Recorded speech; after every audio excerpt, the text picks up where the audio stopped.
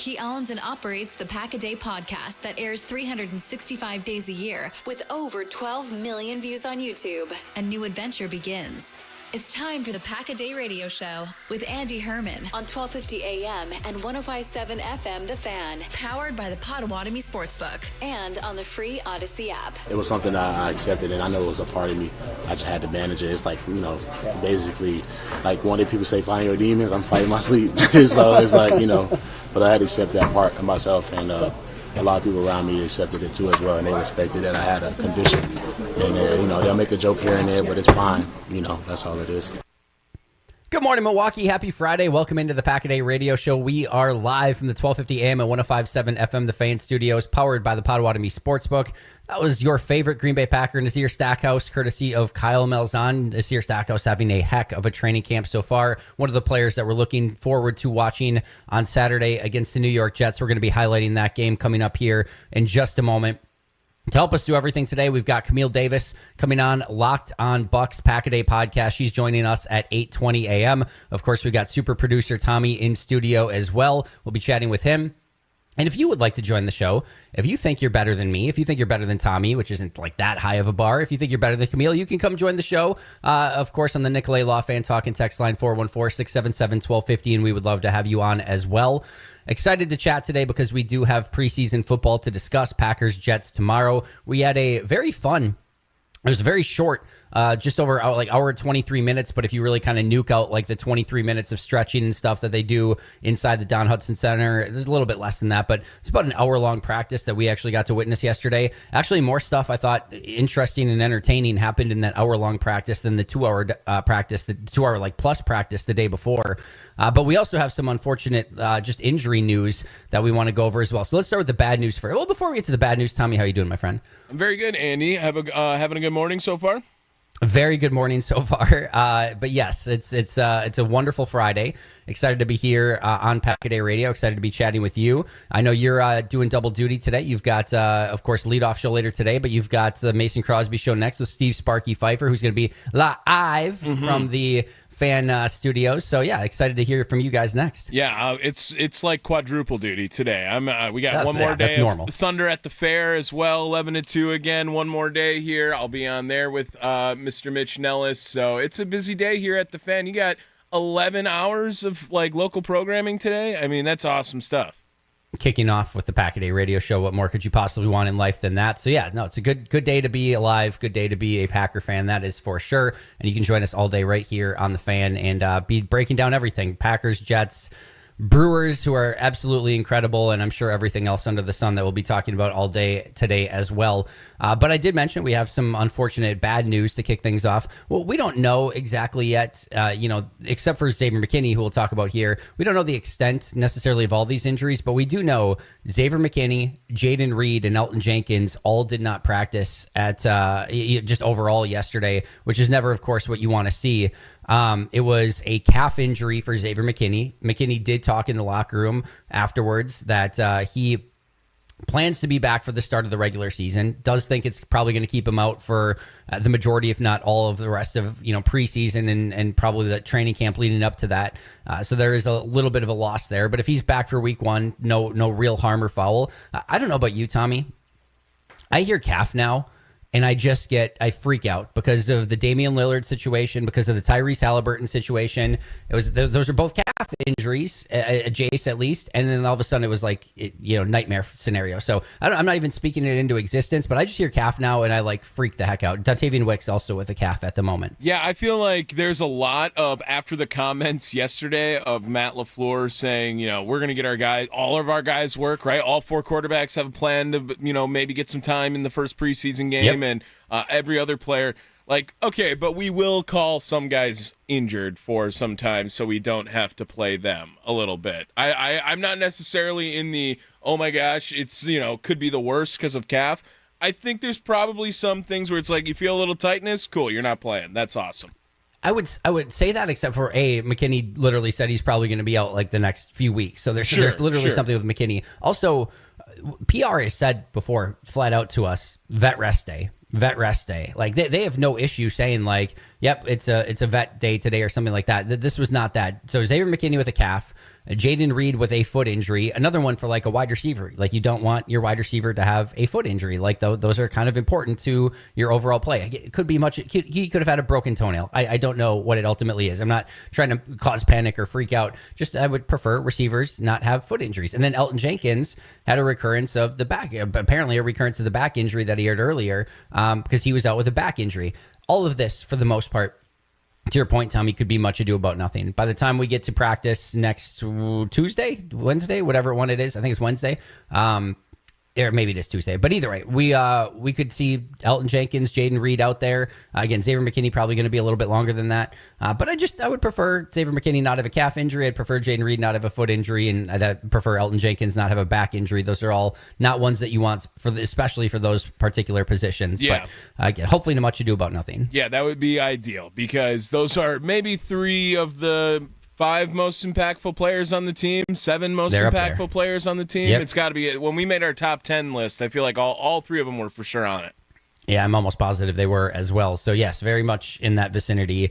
And again, hopefully they're back sooner rather than later. But not great news to kick off practice yesterday. But then, as I mentioned, it was a very fun practice from that point forward.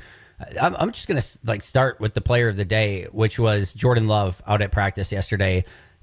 Dude was on a heater. I mean, he came out ready to absolutely sling it. It was red zone periods to kick things off. And that was like the primary team periods yesterday was red zone. And Jordan absolutely came to play. This was how red zone kicked off. You had Jordan Love find Matthew Golden on a crosser for a touchdown on the first play. Javon Bullard in coverage. It looked like Javon Bullard was in coverage on that play. Then you had an incompletion to Tucker Kraft. More on that momentarily.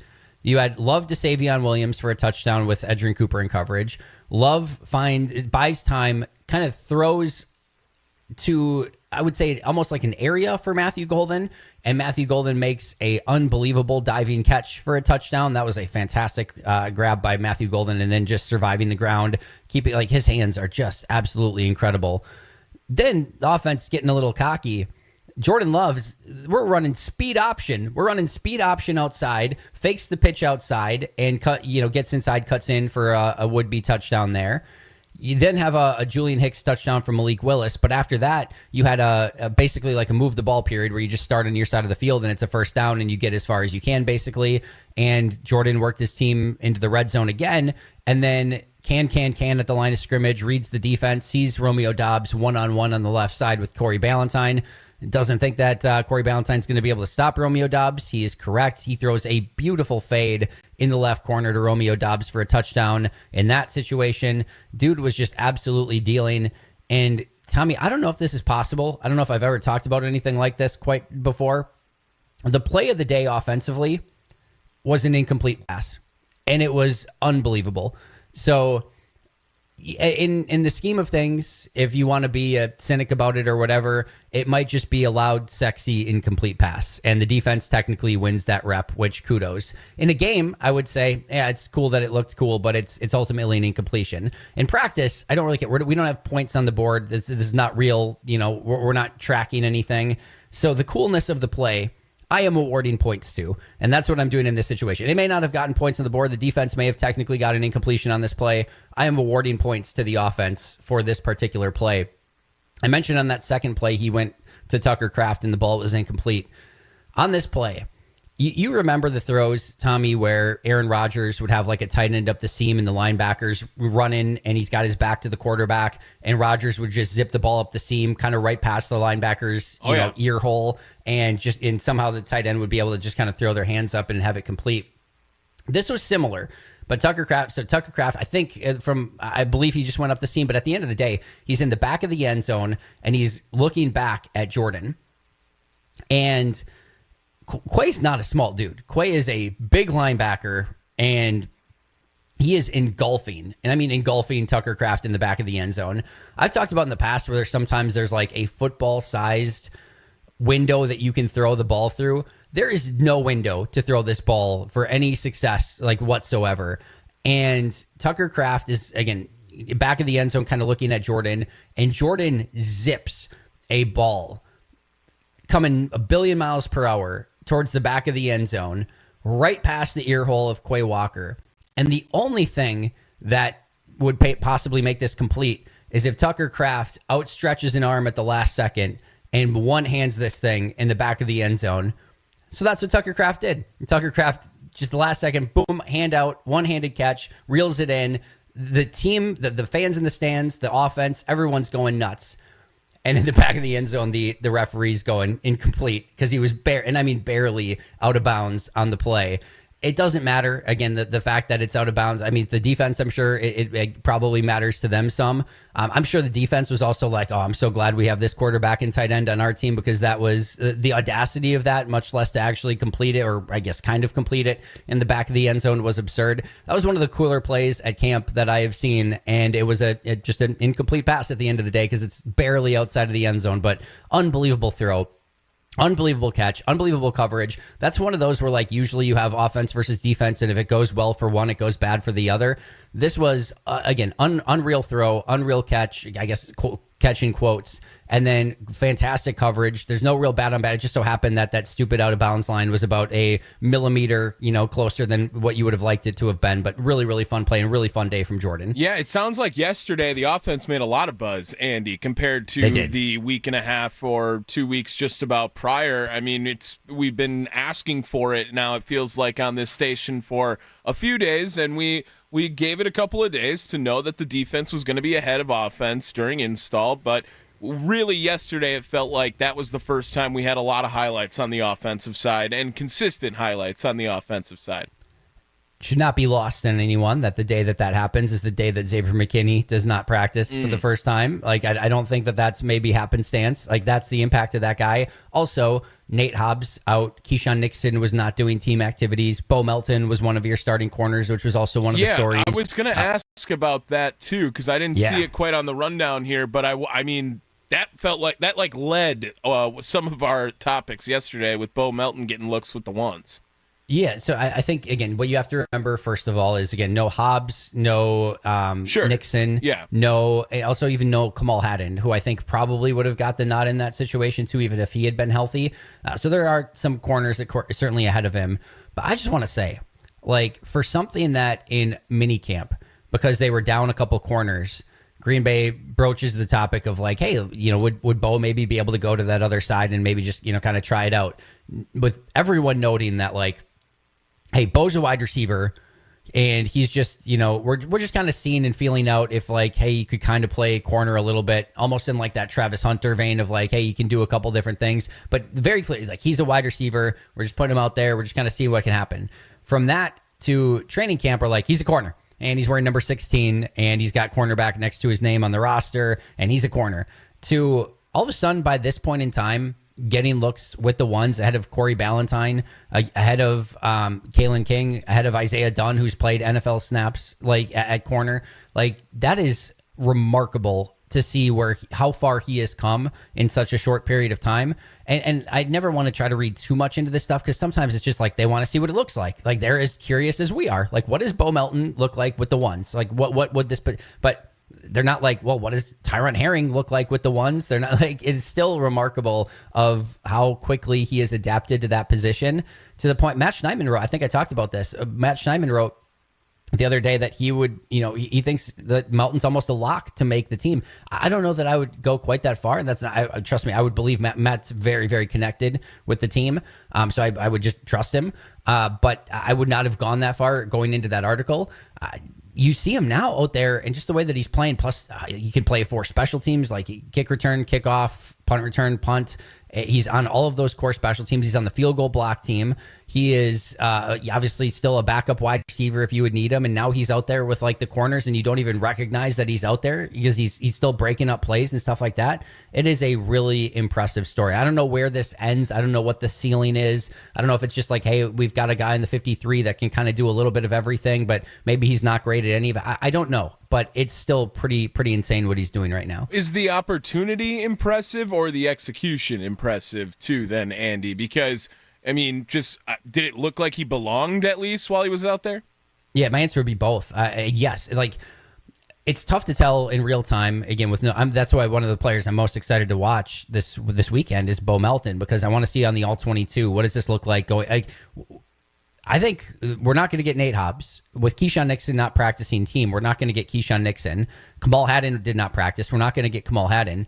There's a good chance that Bo Melton is starting that game against the Jets. I know the Jets are playing their starters. I have not done enough research to know like which of their players are healthy and not healthy and which one might be like a healthy scratch or things like that.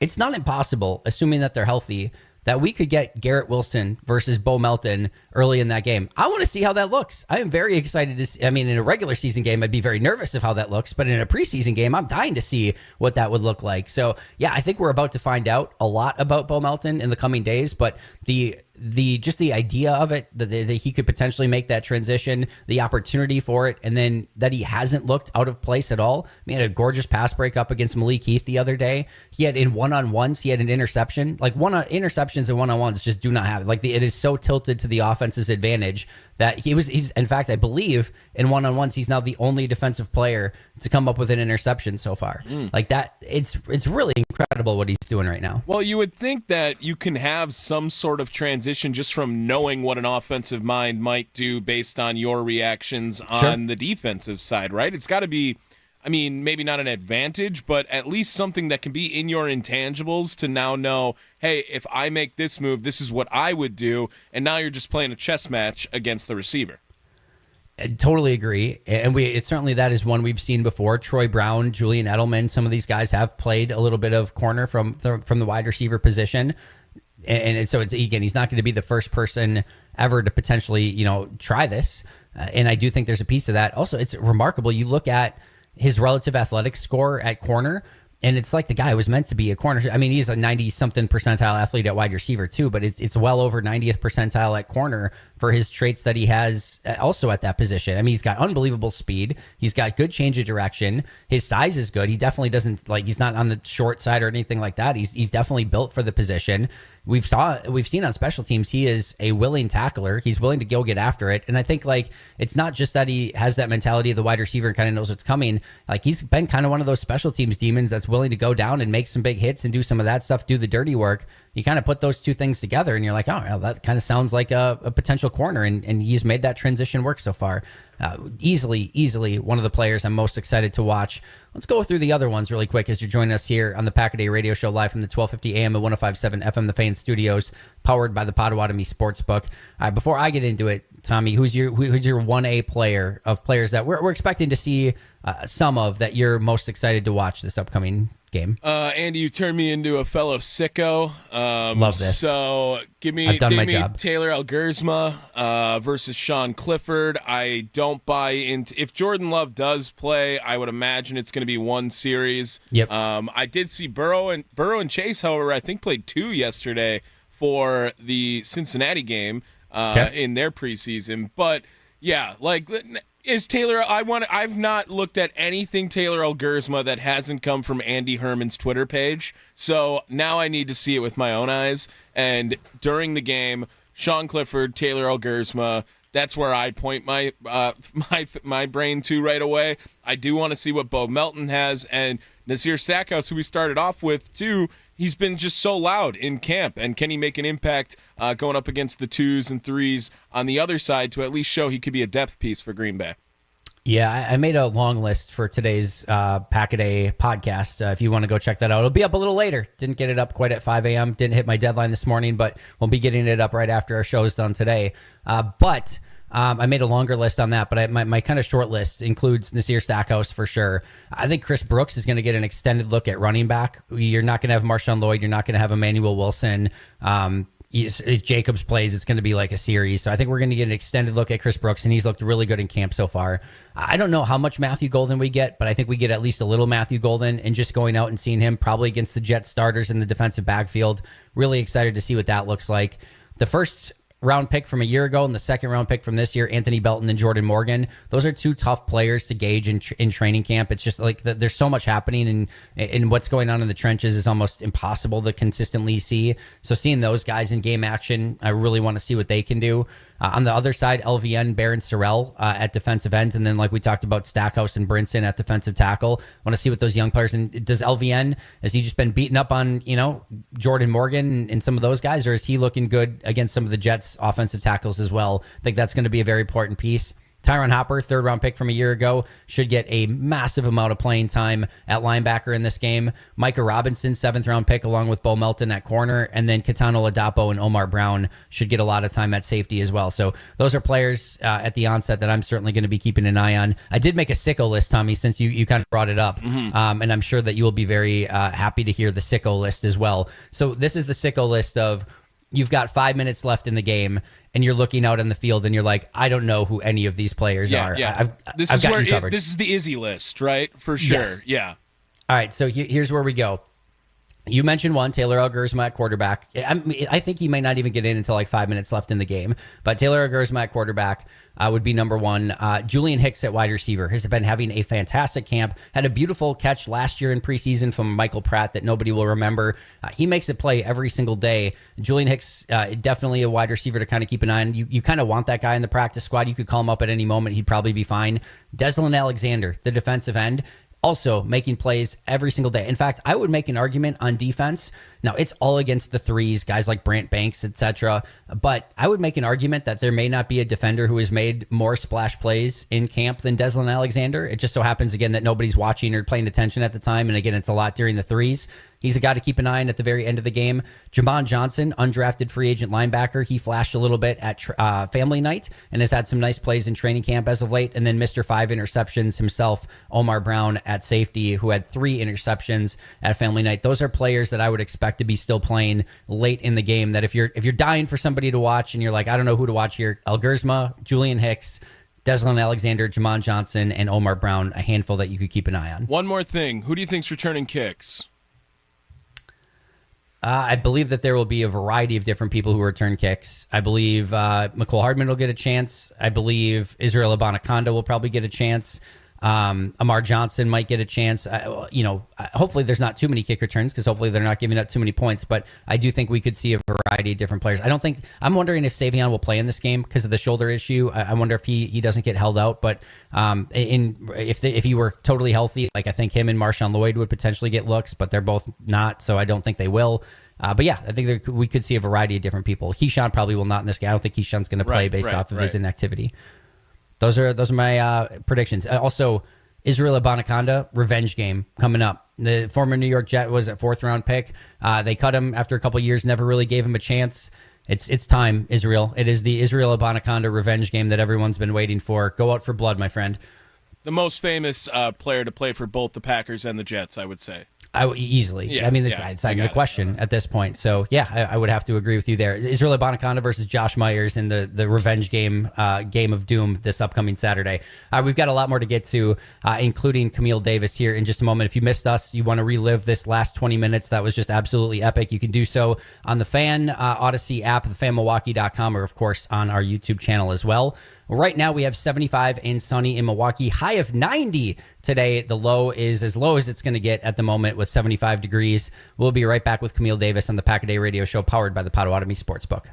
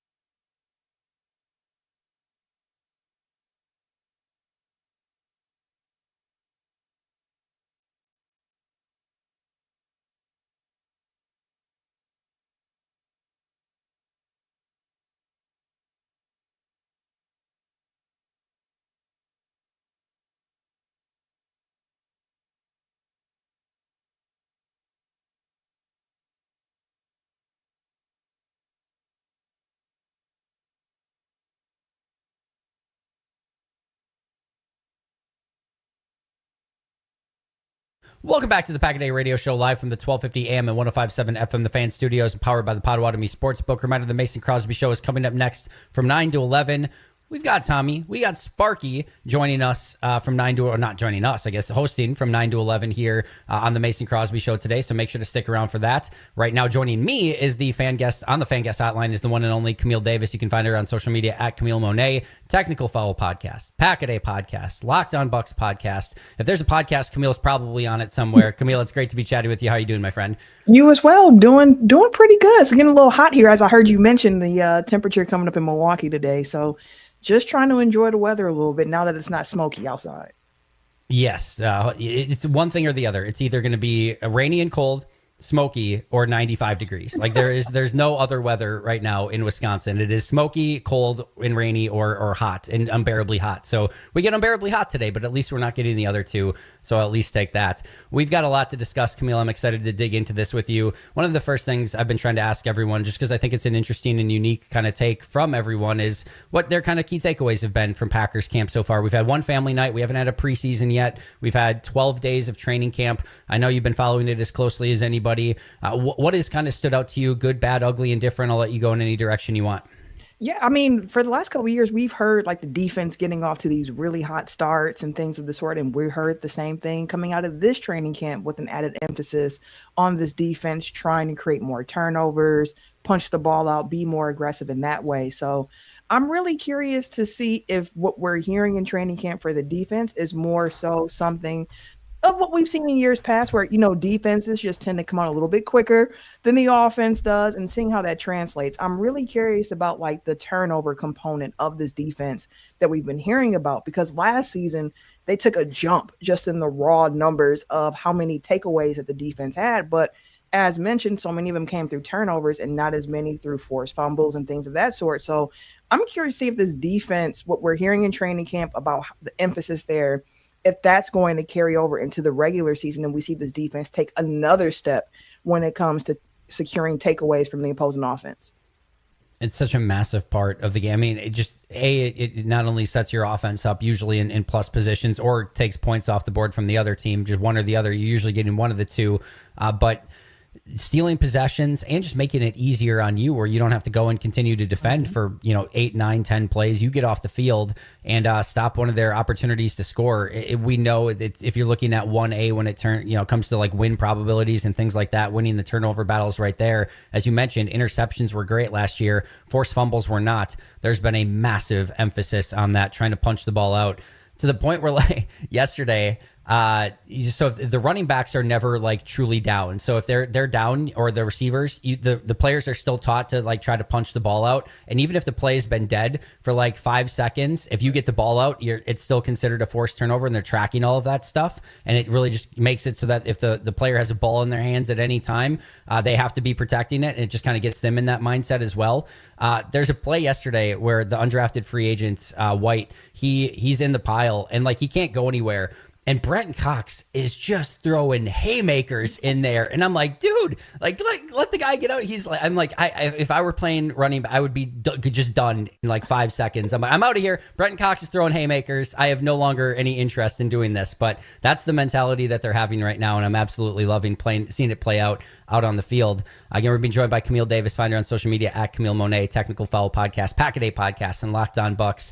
One of the things that has been discussed, and I started to see a little bit more, I would say, kind of panic with it, over the last 24 hours or so, has been some of the injury issues. We talked about Xavier McKinney, Jaden Reed, Elton Jenkins not practicing yesterday. Keyshawn Nixon did not do teamwork. You've got Dontavian Wicks, Rasheed Walker, Nate Hobbs, Emmanuel Wilson, Marshawn Lloyd, Kamal Haddon, Christian Watson, Colin Oliver, John Williams. We're starting to get a pretty decent laundry list of players who were not out there practicing yesterday. Where is your level of injury concern with these Green Bay Packers right now?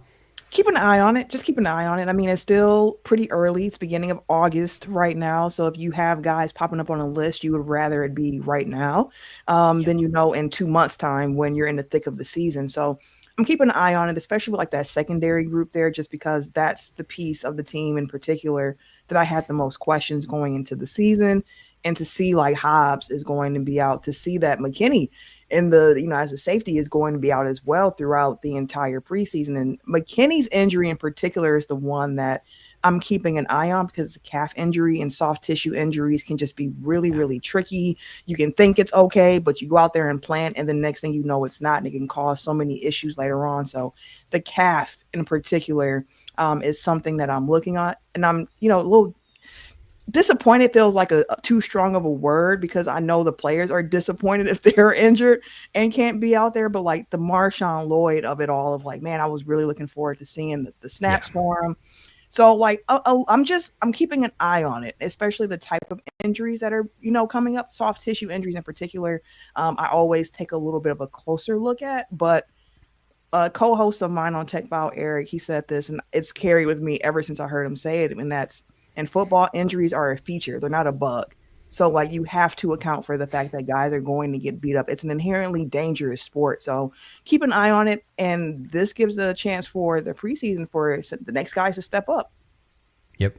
No, I'm right there too. And some of these might be more serious than what we know. We just don't know at this point. But from what we do know, the only players that are right now like threatening to be out for week 1, Christian Watson, which we knew for forever since he got hurt last year.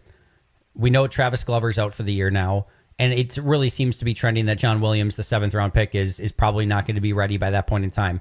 That's all. Like, those are the only players that it seems like we have a true feel of like, oh, yep, they're out week 1. If there's nothing else week 1, if it ends up being, John Williams, Travis Glover, and Christian Watson as the key guys that can't play, I'm not losing any sleep at night over that. Like, they're still in a decent position there. Now, again, Wicks and Reed and Jenkins and some of these guys, we just don't know the prognosis for and what they're, when they might be coming back. But as long as there's nothing, that like is threatening week 1 at the moment, I have less injury concern. And like you said, these things are just going to happen throughout the course of football and a training camp, etc.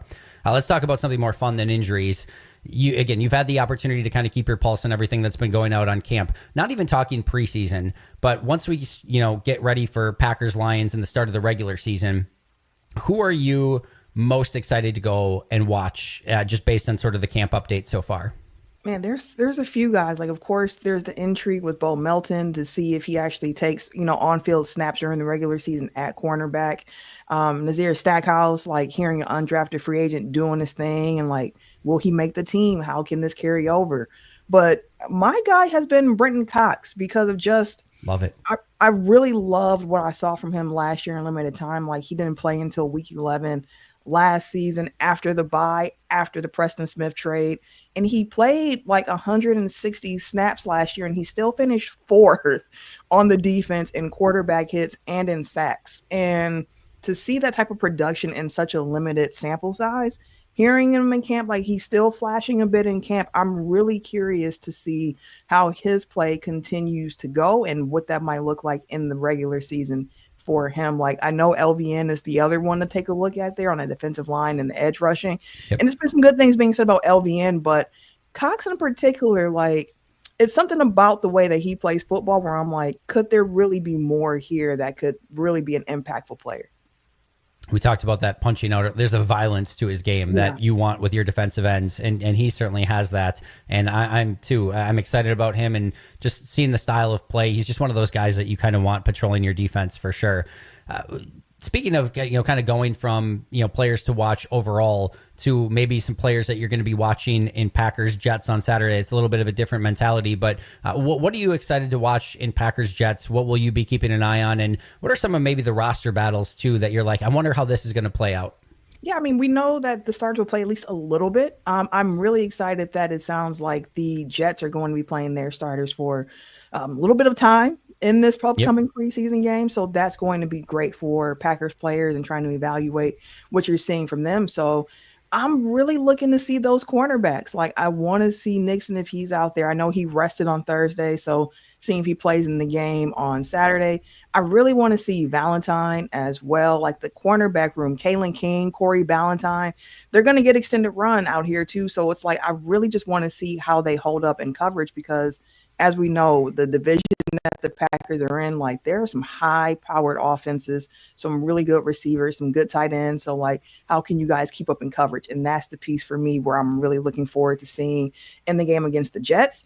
And then roster battles, like, offensive line is one I'm keeping an eye on for sure. But we know injuries are kind of affecting that a little bit. But Jordan Morgan's going to be able to get out there and get more playing time. It sounds like Jacob Monk is also someone who's going to be out there getting more playing time. So seeing last year's draft picks, what they can do this year should be fun. And wide receiver, the back end of the wide receiver room, I'm really interested in seeing how guys play, the roster battles that come with that, because like Miko Hartman is someone whose name has been coming up a little bit more. And I was thinking like, man, I don't know if he actually makes the roster, but it sounds like there's a definite chance for him to do that. So just seeing how the back end of that wide receiver battle also shakes out.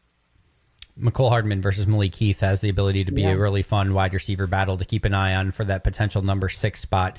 Even if somehow they both make it, which one actually gets to be the number 6 and maybe active on game days, and which one is maybe more relegated to being inactive. That's a really fun battle overall. So definitely want to keep an eye on this one. As we're being joined by Camille Davis, you can find her on the Monday edition of the Pack-A-Day podcast, and I think she joins us on every show here on the Fan as well. I think she's racking up frequent flyer miles here on the Fan, and we appreciate her for that. Camille, what actually matters in this Packers-Jets game? We know that the final score doesn't mean a whole heck of a lot. You know, what actually matters? What, when we get to the end of this game, are you hoping to get out of it? No injuries for the Packers. That's first and foremost. Get out the preseason game without any major injuries. But outside of that, just looking at individual matchups, like the final score doesn't matter as much as like who is flashing, who's showing, because you're going to be seeing units that you're hopefully, knock on wood, not going to be seeing playing a lot of time in the regular season, given the fact that the starters won't play too much in this game. But just seeing like who flashes are things that we're hearing from training camp carrying over now that you're able to put the pads on, which is part of why I was like sad, like, dang, I hate that Hobbs got hurt, because he's been somebody in training camp who's been looking for somebody to hit. It's like, you had a chance now, preseason's here, you got someone else to hit, but we won't be able to see that at the moment. So yeah, just seeing the evaluation, hoping no one gets hurt, and seeing what carries over. Yeah, the injury thing is, of course, 1A. You don't, again, want some of these injuries to start lingering into the start of the regular season. And then, again, just who the standouts are. You might get to second quarter in this game and be like, do I really want to watch? Yeah, I think you do, because there's a lot of these players who are going to end up playing significant snaps for the Green Bay Packers this year, and seeing which of them are ready for it and which of them are not, I think is going to be, we're going to get a taste of that very early on, especially if some of these Jets players do play a little bit longer as starters. This is one of those statement games when you're a new head coach with a team, even if it's a preseason game. He's going to want those guys going out playing hard, and that there's a new mentality in New York and things like that. So I'm excited to see how Green Bay kind of stacks up against that for a team that might, for a preseason game, be a little bit hungrier than most, because they do have a new culture, a new coach, everything like that. So let's see how Green Bay and some of these backups kind of hold up to that. The most important thing, Camille, of course, is getting your prediction for this game. It is Packers-Jets. It is our first opportunity to make a real actual game prediction. I'm going to hold you to it forever if you get it right or wrong. So the stakes are high here. Packers-Jets, what's the outcome of the game? I think it's going to, unfortunately, the win-loss, I think the win's going to fall for the Jets. I'm thinking Jets maybe like 24-21, something like that. All right, what do you think the line is for the game per the Potawatomi Sportsbook? The fact that there are lines on preseason games, like, that's it's the crazy best thing in the to world. me. Don't. It's the best thing in the world. We're taking this serious, Camille. I'm writing it down on the other side over here. All right. Please don't. This is not who you need to come from, y'all, for gambling advice. But I would guess the spread. This is just entertainment advice. Entertainment advice. It's purely entertainment advice right now. I would guess the spread is what 3.5, 4. No, 3.5 for who? For the Jets. It is 3.5 for the Packers, actually. Really? Well, they changed it, actually. It was 3.5 yesterday. Hold on. It was 3.5 yesterday. It looks like now it's 1.5. No, it is 3.5. It's 3.5 for Green Bay. My apologies. Yeah, so 3.5 favorites for the for your Green Bay Packers. So, hey, if you're feeling good about that 3-4 point Jets victory, you have some opportunity here entertainment-wise, Camille. No, obviously, Potawatomi Sportsbook, head over there. They're the absolute best. All right, last but not least, I don't get to talk this very often because, Tommy's the worst, and I get to talk a little bit with Mitch, but I know you get to cover it over on Technical Foul. I know you're a big fan as well. We just had SummerSlam this past week. Got to tune into a good chunk of it, including, obviously, the main event with Cody and Cena. How did you feel about SummerSlam? What was your big takeaway from that? It was fine. Like it was better than WrestleMania was this year, in my opinion. I gave it like a 7.5. Not the best show of the year. I think that's still Elimination Chamber, followed by Evolution 2. So those Okay. were probably my top PLEs of the year. But SummerSlam was okay. The Brock Lesnar return of it all, that I don't get. Even if you Not don't feeling it. factor in the out of the ring stuff with Brock Right. Lesnar, it's just the storyline doesn't make a lot of sense. Like the John Cena face turn, feel like it happened too quick. And I was like, maybe this isn't real. But then they had the match with Cody, and it's like, oh, this is real. And then Brock comes out, and I was like, the direction, it just feels rudderless right now for like the John Cena final year here. And I feel like The Rock and Travis Scott are to blame, to be completely honest here.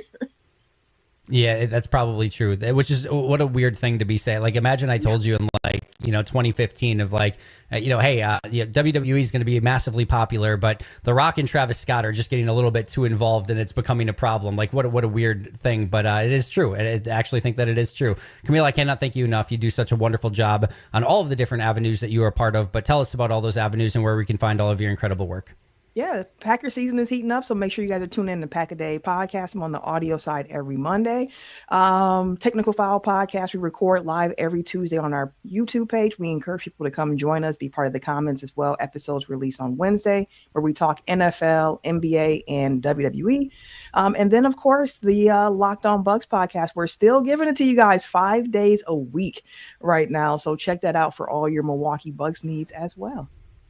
Yeah, it's none of these seasons ever sleep, and I'm still interested to see if there's any final moves for the Bucks as well, and how they kind of round out this roster as we get. It'll be here before you know it. It's going to be like end of October, and we're going to actually have like Bucks basketball again, and it's actually right around the corner, which is absurd to say, but I'm certainly looking forward to it and keeping an eye on Locked On Bucks as well. Camille, cannot thank you enough. We'll do it again soon, and you have a wonderful weekend. For sure, take care. You bet. That is Camille Davis. Again, appreciate her joining us on the Fan Guest Hotline, powered by Gruber Law. One call, that's all. Follow her on social media at Camille Monet. But we'll be right back with more Pack a Day Radio Show right after this.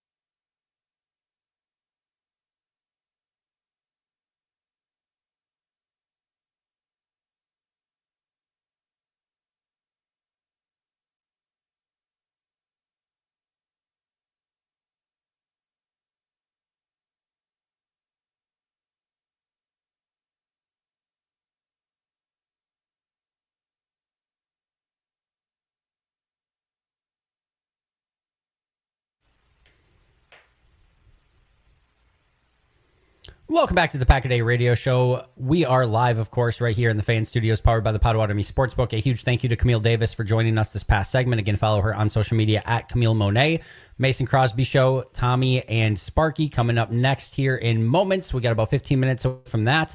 Also, for anyone that wants to check us out over in podcast form, you can now do so. You can check us out on all of your favorite podcasts, Apple, Spotify, wherever you get them. You can catch the full episode, listen by individual hour, or go straight to the highlights. Open up your favorite podcast app, search Pack a Day Radio Show, hit that follow button so you get every minute of every show your way and on your time. And while you're out there, make sure to check out the Pack a Day podcast as well. A lot of Pack a Day stuff. Pack a Day podcast, Pack a Day YouTube channel, Pack a Day Radio Show. Just make sure you're getting it all, because it's never enough. You need more Packers in your life is what the prognosis ultimately is. What also we need more in our life is Milwaukee Brewers. And to help us with that, we've got the leadoff show every day. Tommy, you are back today. This is going to be a fun one. I think Brewers Mets, of course, the scene of the crime last year, how the Brewers got eliminated. I'm excited for this series, and I'm excited to see how Milwaukee does with this one. Yeah, Brandon Woodruff on the bump today as well, going up against Kodai Senga. I am also very excited today, Andy, because every day the Brewers don't play, I just don't know what to do with the rest of my day. Luckily, I did have kind of a family day yesterday, Nice. and was able to go visit both my parents at their respective places. But otherwise, like, it's because the Brewers weren't playing. Like, I wouldn't have. They actually are saving my relationship with my family probably on off days. But now I think we have like 16 games in 15 days coming up here for the Brewers, because that 5-game series in Wrigley will be during that stretch as well. So I love you, Mom and Dad, but you will not see me the rest of this time. Priorities are important. I'm happy that you have your priorities in the right place. Brewers, then family. We've got that checked out. So nice job there. But no, this is one of those. I know it's not going to get the clicks of, Skeens versus Mizorowski. This is a low-key, unbelievable pitching matchup today. We've got two sub-2.31 ERA pitchers on the mound who have both been phenomenal every time they've basically pitched this season. This is a really, really fun one. And yeah, like we both said, excited to see how this one kicks off today. You want to get that first win, right off the bat. And this is what should be, it never always goes this way, but should be a really fun pitcher's duel. Yeah, I feel like we say this every series where it's like, wow, this is my most favorite 3 pitchers to watch for the Milwaukee Brewers going in this series. But between having Woodruff, Henderson, Priester over a 3-day stretch, like, it's just like, how can you not smile when you say those 3 names all right next to each other? Woodruff's return has been awesome for Milwaukee. Logan Henderson always answering the call whenever he has to come up and make a start. And then, of course, Quinn Priester just might be, your favorite pitcher's favorite pitcher. Like, that's what it is with Quinn Priester. Yeah, like you said, you could put any, like if Mizorowski was pitching, if Quintana was pitching against his former team, like any of them, you could have put any of the names in there, and it would have been like, yep, those are 3 awesome matchups. Or Freddie. I mean, I know there's Freddie stands that out there, guy. right? Oh yeah, that guy. It's like there's so many great. It's just, I don't want to watch them hit, Andy. And the most fun thing in baseball is hitting a home run, but I don't even care if the Brewers hit. I would rather you just give the Brewers a 3-run lead to start the game and then let them pitch for 27 outs. I'm in. Right. I'm in. I mean, it would be for it. that electric the entire time, I think. That would be a fun way to do it. Yeah, that would be a very fun way to do it. But I'm excited to see this one, and hopefully Brewers can continue their winning ways, pick up another win series against the Mets this weekend, kicking off tonight. And make sure you're checking out the leadoff show ahead of time. All right, but let's get to the most important part of the day, the Potawatomi Sportsbook final thought of the day. You got to do some smart thinking. It's time for Andy Herman's final thought of the day. What are you thinking? Powered by the Potawatomi Sportsbook. What the hell were you thinking? You're listening to the Pack a Day Radio Show on 1250 AM and 105.7 FM The Fan. All right, Tommy, we've got Packers Jets. We now know what the line is for this game. It is Packers by 3.5. It is one of the most important things that we will ever have in our lifetime, this preseason game. Who do you got? Packers, Jets. What are you picking? How's it going to end up? I'm going to take Jets money line probably in this one. I would love the Packers to just go 0-3 in the preseason. Just seriously show how little it matters by the end of it. I know you're looking for the exact opposite, 3-0 in the preseason, but I don't even really know if I buy what Matt LaFleur is saying, where all 4 quarterbacks are going to see the field in some capacity. I think that maybe we see Jordan Love. I think it's much more likely we see him in week 2. And the Jets are literally throwing Justin Fields out there, so I think that they will find a way I'll go 24-14 Jets. Okay. So to clarify, I don't really care if the Packers win or lose this game. I know, yes. What one iota, it does not matter at all. But I do have the bold prediction on the record that the Packers will go undefeated in preseason, and it's going to be very hard to do so if they do not win the first game. Correct. So we got to find a way to get a victory in this one. Yeah, I think a big reason I feel that way is you're going to get Malik Willis for an extended period of time. I think you get at least probably a half of Malik Willis. And to me, like, I don't know, Justin Fields, Malik Willis, there's not a mass. Fields is going to be good, I think, this year, but we saw what Willis can do. I'm also just kind of intrigued in general if they kind of let Malik Willis run this Matt LaFleur offense a little bit more. They obviously designed an offense specifically for him this past year, so I want to see if they kind of just let him cook within Matt's offense just to kind of see what he can do. But I think Green Bay does win. I have it even broken down further for you, Tommy. 17-13, Green Bay Packers victory on a Julian Hicks game-winning touchdown from Sean Clifford. Julian Hicks, Sean Clifford, middle of the fourth quarter. The Packers down 13-10, and it's Hicks from Clifford for the game winner at Lambeau Field. Last one for you. Now, would you rather see Nasir Stackhouse gets a sack or Bo Melton gets an interception?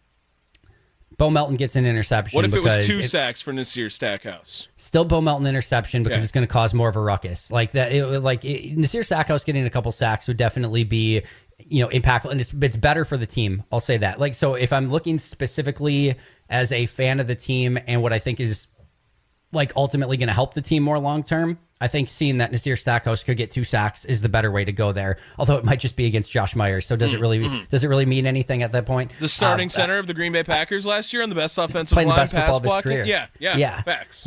So we'll see what that looks like, but. I think if Bo Melton gets some sort of pick, or like if he had like a pick 6 in this game, it will like break the Packers internet. We'll be talking about the Bo Melton. Where were you during the Bo Melton interception of 2025 against the New York Jets on August 9th? We'll be telling our grandkids about that. So I'm going to say that the more buzzworthy one would be Bo Melton. I think the more important one would be the Nasir Stackhouse sack or couple sacks. Okay, I agree, but I do think that it's going to blow up if Bo Melton does something in this game too. For sure. Yeah, I mean everyone's going to be talking about it.